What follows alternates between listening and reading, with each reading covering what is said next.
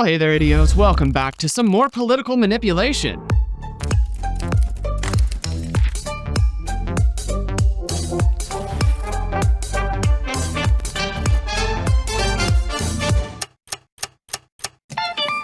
All right, so here recently, some victims of the whole Epstein situation have come forward in response to some of what our president has said in regards to now the Epstein files, which it's fascinating to me how his message on these files has changed over the years. But we're going to go ahead and analyze his nonverbal communication and behavior tactics throughout a recent press interview that he did when he was asked a question again about the Epstein files.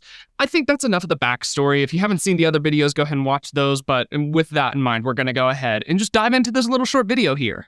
Documents says he doesn't think you're implicated in these files, but many of your friends and donors may be, and says that's why the Justice Department is redacting them and slow walking the release. Aren't these the Justice? So as this guy's talking about this situation with Trump, the new development on things is that maybe he's not implicated directly in the files. Nobody knows because they won't release all of them. They've released a number of them, quite a few of them actually. They've released 33,000 pages of these Epstein files. But what I do find oddly fascinating is that these Epstein files are also said to just not exist and it's fake and all of this. So they're releasing 33,000 pages of something. But during this question by the reporter of, you know, what's going on around these, it doesn't seem as though you're implicated directly perhaps, but at least some of your sponsors are.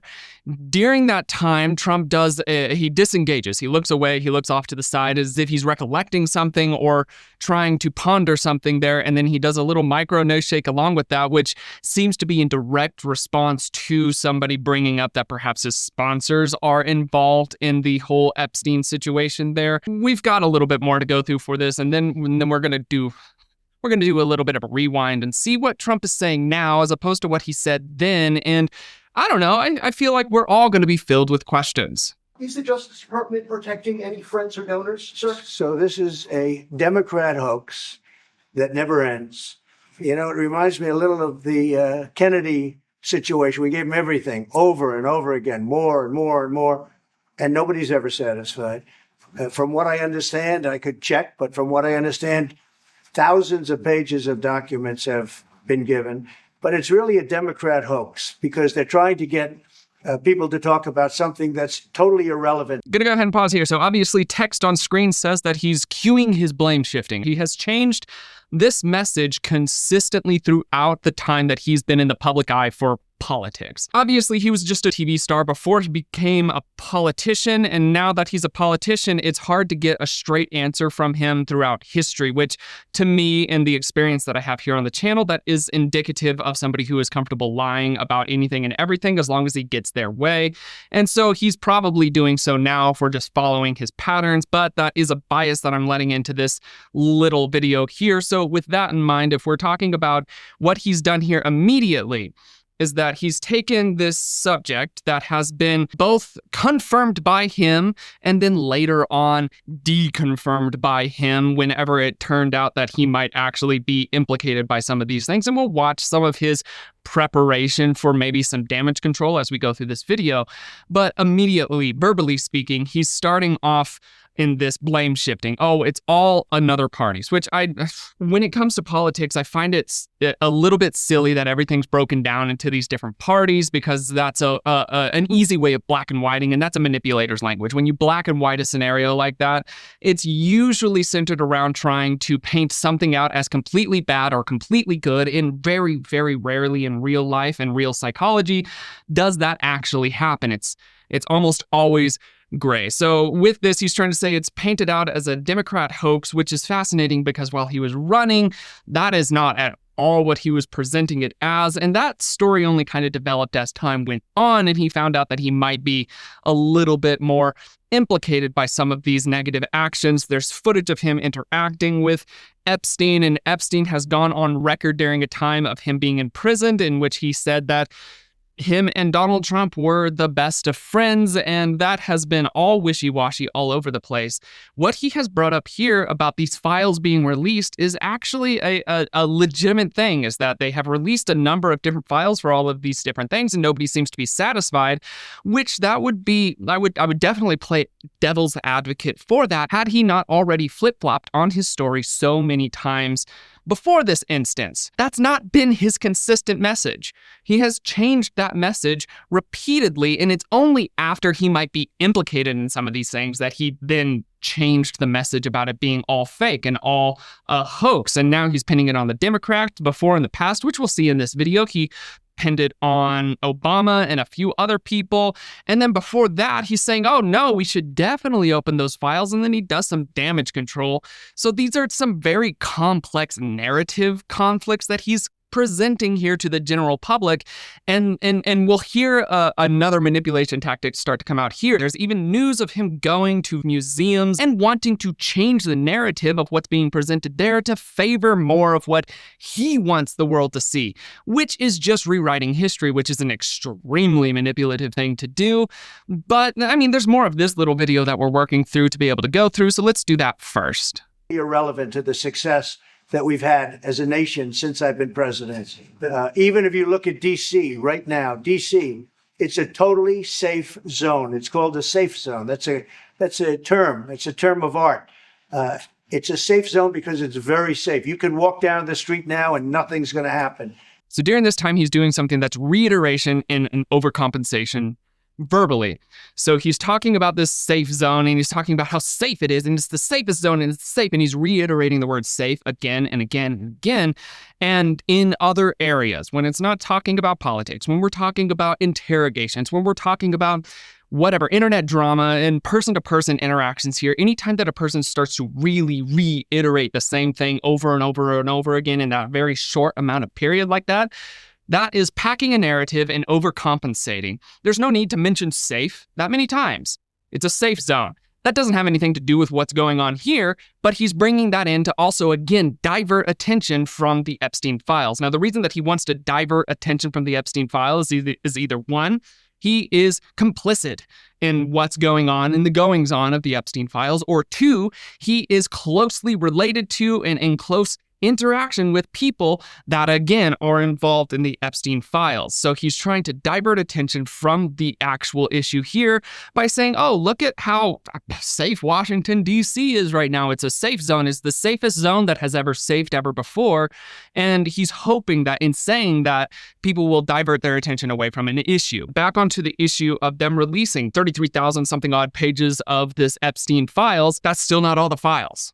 And so, yes, we as the public can be like, oh, they offered up so many of these files, but that can be true. And it can still be true that there are other files that have not been released and will not be released because they are implicative or indicative of various people in prominent places being involved in this very not okay ring of behavior. This is dealing with taking advantage of children, of minors, of young people that do not have their full even brain capacity. And he's trying to downplay that and be like, well, now you can walk through DC and be safe. And to me, I don't care. I more so care about whether or not people like him, the people in charge, people in various areas of leadership around the globe, if those people are involved in taking advantage of the people that we need to protect as adults. He's still trying to take that and be like, oh, well, instead, let's pay attention to the safety of one city in the US.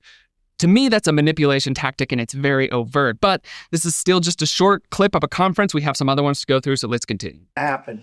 No crime, no murders, no nothing. Because we had a lot of problems with certain places, and we still do.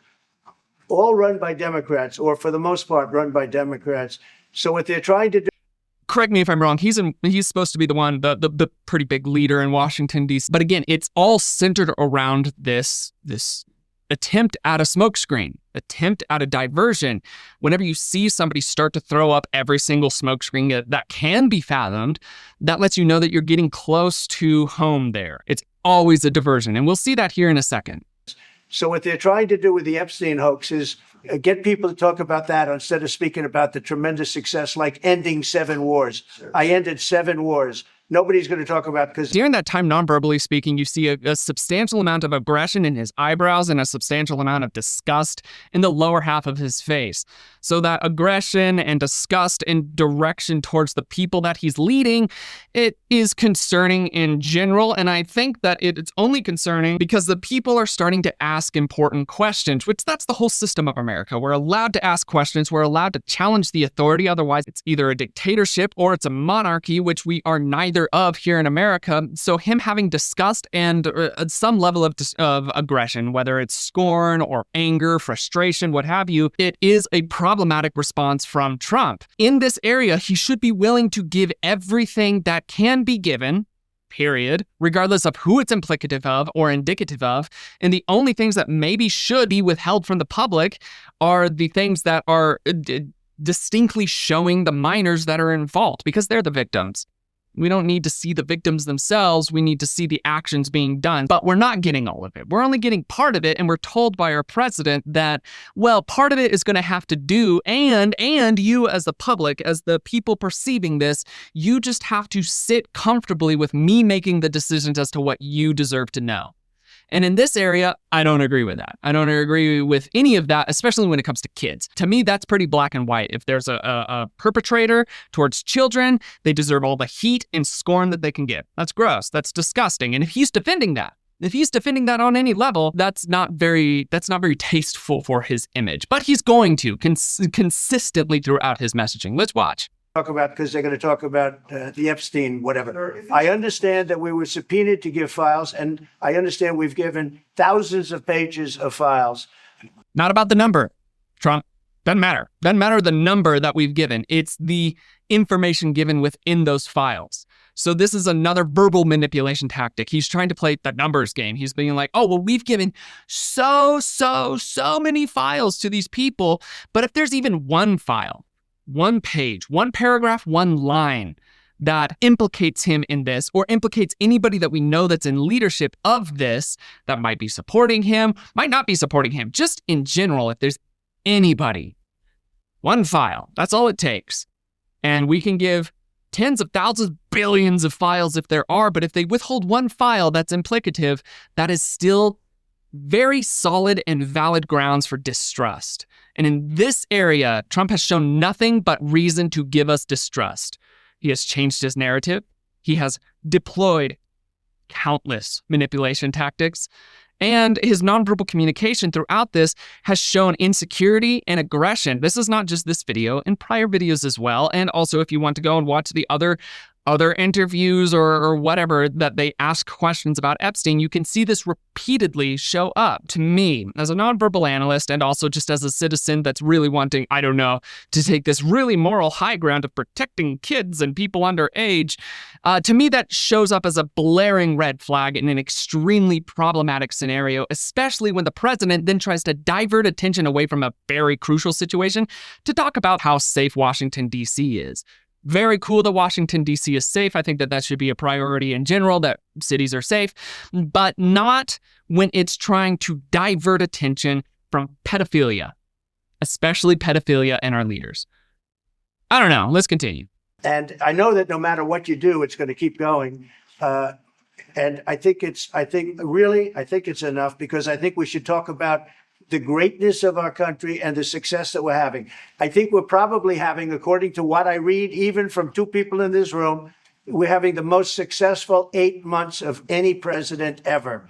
And that's what I want to talk about. I don't know that everybody would agree that this is the greatest 8 months in all of American history that we have ever had with a politician being in charge. I don't know that. I'm not really a political person. I, in fact, despise politics and try to stay out of it as much as possible, because it not only, one, makes me extremely angry very quickly, but two, it highlights very quickly that everybody that seems to be in power is exclusively manipulative. When Trump uses words like we are the greatest, or it's the best, or it's all of this different stuff, that is also verbal manipulation. Very rarely is that ever true, the greatest, the best. Sure, there can be, but the chances of seeing that are more slim than they are not.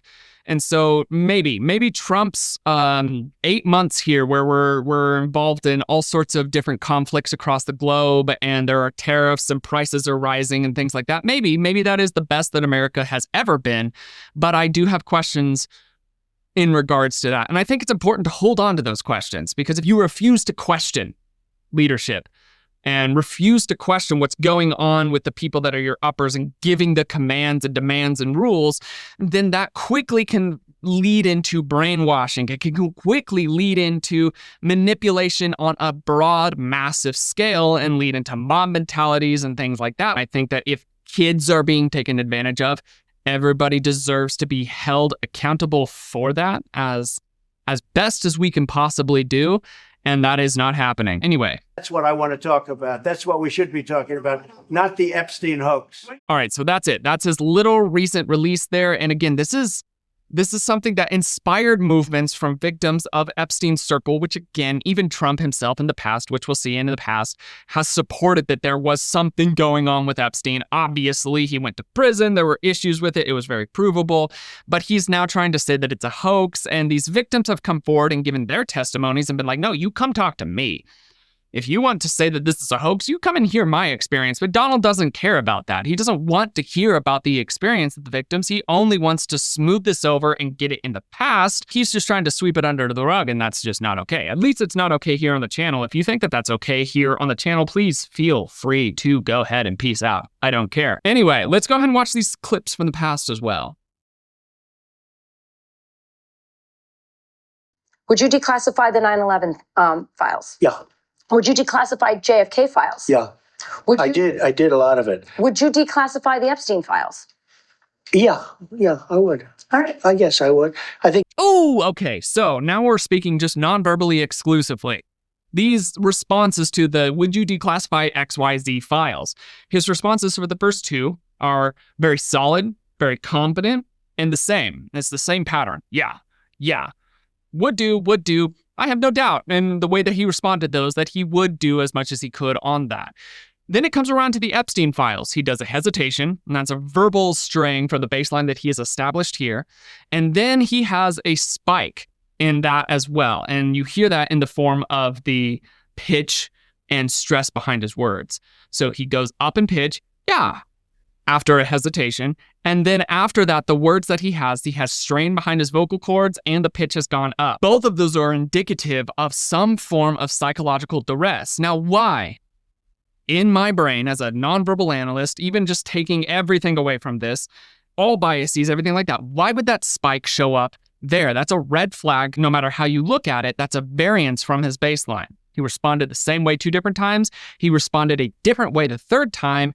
And in this third time, it's something that might be a little bit more implicative or indicative of him, because even at this point, it was known that him and Jeffrey Epstein were reportedly decently close friends until after their breakup, after the whole scandal of like who owns what mansion or whatever like that. Really not important to the general population. But before that, that's the thing to keep in mind. And so if he has that straying, we have to focus in. Now, what he does after this is another fascinating facet of things. I think that less so because, you don't know it. You don't want to affect people's lives if it's phony stuff in there, because there's a lot of phony stuff with that whole world. But I think I would. Okay, so pausing here. So with the other files that he mentioned, no phony stuff has been brought up or anything like that. But now when it comes around to this point of maybe things could be turned towards you, now he's like, well, it could be fake. I might release it, but if I release it, it could be the most fake thing that you've ever read. And if it's fake, then you probably shouldn't pay attention to it. Suddenly, he's concerned about other people that might be implicated by this, of like, oh, well, it could hurt other people. That's never been Donald Trump's motto. He's always been very okay with offending and hurting people as long as it benefits himself. So for him to now pull out that, oh, well, it could be fake. We don't want to hurt anybody that might be involved because it's all fake. You could be so fake. And to me, this is compensation. And that's a verbal manipulation. That's damage control. If he's bringing that up before the fact, he knows that something might be implicative in there, and he doesn't want that to be the main running sentence of things. So he's going to say up front and foremost, oh, if I do find something that's bad in there. Just if I happen to, then, there's the distinct possibility that it could be all a lie. It could be all fake. To me, as a nonverbal analyst and as somebody who has trained in high-stakes communication and credibility analysis, I don't necessarily believe that that's something that's done out of authenticity or a willingness to be supportive and kind to the people who could have been affected by it. It's done out of self-preservation, which is manipulation. To me, that's pretty problematic. Let's watch another clip. It's just very strange for a lot of people that the list of clients that went to the island has not been made public. Yeah, it's very interesting, isn't it? Probably will be, by the way. Probably. So if you're able to, you'll be... Yeah, I'd certainly take a look at it. Now, and these are all from Trump running. He's saying that he's going to release this list. He's confirming that these conspiracy theories are true and that he wants to release it, but, and there's always a but, and it's always exclusively around this specific case of Epstein and everything that goes on with that he suddenly adds some caveats to that. So let's hear some more caveats. Now, Kennedy's interesting because it's so many years ago. You know, they do that for danger too, because, you know, it endangers certain people, et cetera, et cetera. So Kennedy is very different from the Epstein thing. But yeah, I'd be inclined to do the Epstein. I'd have no problem with it.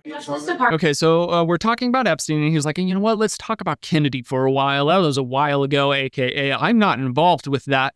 So we're going to focus on that for a bit and talk about how interesting that is. That's an emotional attempt to manipulate your attention and your interest away from Epstein to Kennedy. If the president or the person running for presidency is saying, oh, well, the Kennedy situation is far more interesting, that's an attempt to divert attention, which to me, knowing the history between Trump and Epstein, that's manipulation. That's a red flag. That's a problem. If you saw that anywhere else, that would be extremely problematic. But I don't know. I guess since he's a politician and all politicians seem to be very comfortable with lying to the public in order to gain power and gain some sort of authority over something or another or financial gain, what have you, in that area, it seems to be okay. I don't agree. I know that this is a little bit more fiery of a video, and honestly, at this point on the channel, I'm tired of trying to make everybody happy because I'm gonna cause some issues here, so I might as well make my stance known. I do not think that having somebody who has this level of moral discrepancy, willingness to be morally flexible in their personal life should be in charge of any large group of people. You're welcome to sound off in the comments why you disagree. The Justice Department is also sending some of the Epstein files over to the House Oversight Committee today. Are you in support of them releasing all of them? If they want. Interesting. So when talking about the Epstein files in this little interview here, he does a little shrug in regards to the Epstein files. That's a dismissal shrug. That's not insecurity. That's not insincerity. That's him just trying to show, yeah, I don't even care. It's not even important to me. And then when talking about releasing those files, he says, yeah, I will. But instead of saying, yeah, I will, he says, yeah, I will. And that little micro nose shake that he's doing with that is completely desynchronized with the verbal communication that he's giving there. And it's a micro nose shake. For those of you that do not know, the smaller the movement nonverbally that you give, the less likely it is to be consciously controlled. So if you see a broad movement, it can be more easily controlled. If you see these smaller movements sprinkled about within a person's narrative, those are harder to keep track of and harder to consciously control. So the fact that that slips out there while he's saying an affirmative and it's so small, that pushes me to believe that it's a desynchronization point, which is interesting that even at this point, he's already had some desynchronization points non-verbally when centered around this pedophilic ring that he may or may not have been involved in. If they wanted to release, people shouldn't be hurt, but I'm in support of keeping it totally open. I couldn't care less. You got a lot of people that it could be mentioned in those files that don't deserve to be, people, because he knew everybody in Palm Beach. I don't know anything about that, but I have said to Pam and everybody else, give them everything you can give them. That's fascinating to me. He doesn't know anything about that, but he does know that he knew everybody in Palm Beach. He does know that he was at least closely acquainted to Jeffrey Epstein, but he doesn't know anything about that. But in this area, well, let's just be careful because, in fact, maybe there's some people that are innocent in this situation, and it's just because Jeffrey knew them or whatever. There are thousands of people in Palm Beach that weren't implicated in this little circle of pedophilia that we're dealing with here. And so I don't know that Jeffrey 1 knew everybody. That's a generalization. That's, again, playing numbers. That's a manipulation tactic. It's trying to sway your opinion by using sheer force of numbers. It doesn't work if you pay attention to it. And again, it's centered around this area that him and Jeffrey have a history of their relationship, and he's trying to divert attention. To me, that's problematic. Mr. President, your daughter-in-law said that there should be transparency in the Epstein case. Do you agree with her, sir? The Attorney General's handled that very well. She's really done a very good job. And I think that when you look at it, you'll understand that. I would like to see that also. But I think the Attorney General, the credibility is very important. And you want credible evidence for something like that. And I think the Attorney General's handled it very well. How many more states? Okay, for that, asked a direct question. And the immediate verbal response to that is to divert attention away to a parallel but not exact answer. He tries to answer it by not answering it, which is a classic political move. Answer a question by not answering a question. You can see this commonly done in the form of them answering a question by posing a new question and answering that one. So this is another manipulation tactic. What do you think of this? And well, the Attorney General, that's not the question. That's not the question. What do you think of this? To me, that's a diversion of attention. That's a manipulation tactic. In my opinion, which go ahead, fight me in the comments if you want to. In my opinion, that all of that, let's keep the opinion of the public whatever way, should be kind of set aside when it comes to the safety of children. If you really want to fight against that point of view, go ahead. Feel free. That's your prerogative to do. But to me, that feels like a manipulation to me. Again, it's just a fascinating thing to make note of. What if General briefed you on the DOJ and FBI review, the findings of that review? The Attorney General briefed you on On that. what? On the DOJ and FBI. on what? On what subject? Epstein. On Okay. Epstein, of the review of the files. Attorney General Pam Bondi. A very quick briefing. Yeah. What did she tell you about the review? And specifically, did she tell you at all that your name appeared in the file? No. She's given us.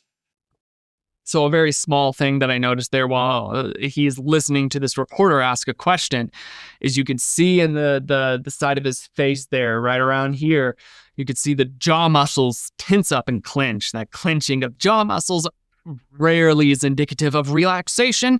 It's an indicator of agitation and usually an indicator of intense stress tending towards aggression, anger, frustration. If you see somebody clenching their jaw repeatedly like that, that's not an indicator of I feel happy about this. That's an indicator of I do not feel happy about this. This is not something that rubs me the right way. He's trying to respond more civilly during this time, but his nonverbal communication is showing very clearly that he is upset and he's angered by these questions. Ergo, the very subtle movement of the clenching of his jaw. Just something to make note of as he's responding to this. Just a very quick briefing, and in terms of the credibility of the different things that they've seen, and I would say that, these files were made up by Comey. He does another preemptive damage control here. It was a very quick briefing. He's done this twice now. It's barely even heard about it. I don't even know a thing about it. Such a quick briefing that I couldn't even be qualified as somebody who knows a thing about it. And then he starts to do a different manipulation tactic, which has been shown to be not true. I mean, nobody has set up. No political party has set up anything. I don't care what political party you're part of. Your political party did not set up Epstein. Epstein did his own thing, and everybody who was involved in Epstein was involved with Epstein not because of their political affiliation. They were involved with him because of their personal preferences. And so he's trying to now shift it to a political party. Let's hear that. They were made up by Obama. They were made up by the Biden. We went through years of that with the. What I find fascinating is that the lady next to him, when he starts bringing up, it's made up by these people, she diverts her gaze. And that diversion of gaze down and to the side, it can be an indicator of shame. At very least, it's an indicator of I don't want to be perceived in that specific area, and I don't want to perceive in that specific area. So she diverts eyes as soon as he starts blame shifting to anybody else that he can blame shift to. Perhaps she's trying to think about what he's saying there, and there is a level of conflict within her as he's saying these interesting things that do not have grounds. By the way, go and do the fact check. They do not have grounds. And her nonverbal communication is more indicative of that than of him being like an encyclopedia of truth at this point. The Russia hoax, with all of the different things that we had to go through, we've gone through years of it, but she's handled it very well. and it's going to be up to her. Whatever she thinks is credible, she should release. Yeah. At the very, very end of that, Trump then tries to pin all the responsibility onto somebody else, even though he has been shown repeatedly as being in close contact with, and at least according to Epstein, very close friends with, for a while. He still refuses to accept any form of social responsibility or tied to that. Now, here at the end, he has thrown all of the responsibility on Pam Bondi, which to me, if this was just, that's the issue. If this was removed from politics, if this wasn't the president, if this wasn't anybody else, this was just like somebody else saying these sorts of things and doing these sorts of actions, anybody would feel extremely and overtly suspicious of those areas, especially if there had been underage people that had come forward and said, hey, he did some really not okay things. He was involved in some not okay things, or he was even present in the room or in the facility or in the area or with the person during these times of not okay things. I think that most people, most civilians would look at that and be like, oh, well, we gotta protect the kid. For some weird reason, to me, it seems as though since we're dealing with people that are in power, that are lofty, so to speak, that suddenly all of those common sense rules seem to fly out the window, and now all of the excuses run, and now all of the manipulation tactics that are very overtly and clearly being used are excusable in some level, which I can't fathom this. That's my way of approaching this, is that if I strip away titles, if I strip away power, if I strip away money, and I just base it off of the individuals and what they're doing, what they're believing, and what they're saying, this is so overtly, egregiously problematic. That person would be under investigation by law enforcement, by their families asking questions. They would be ostracized, and I can't get my head around the way that maybe it can be excused if they're in power. I know that in doing this video, I am going to cause an upset. Maybe there's some things that I missed. Maybe there's some knowledge that I don't know. In fact, I know there's knowledge that I don't know. There's context that I don't know. There's things that I don't know. But when you boil it back around to just what's happening, what you can observe, what you can see, to me, it's enough of a red flag that we shouldn't be sitting comfortably in the heat that's pointed in the upper level of American leadership, I think is appropriately pointed. Maybe, despite his history, despite what he said, despite what he stood for, despite what you can see tangible video evidence of, law enforcement evidence of, court documentation evidence of, maybe this is all fake, maybe. But if we're playing numbers, that's probably not going to be the case. And non-verbally speaking and verbally speaking, he has done enough manipulation tactics and enough of these problematic non-verbal indicators. I have difficulty agreeing with it. Let me know your thoughts in the comments of this video. Again, I expect to get some heat from this video, but I'm willing to take heat if I feel like I'm standing up for underage kids. I don't know. I'm willing to do that. So if you disagree with me, let me know in the comments of this video. But without further ado, that's all that I've got for the day. My name is Logan, and you have been oh so awesome as you always are, and I will see you in the next video. Cheers, guys.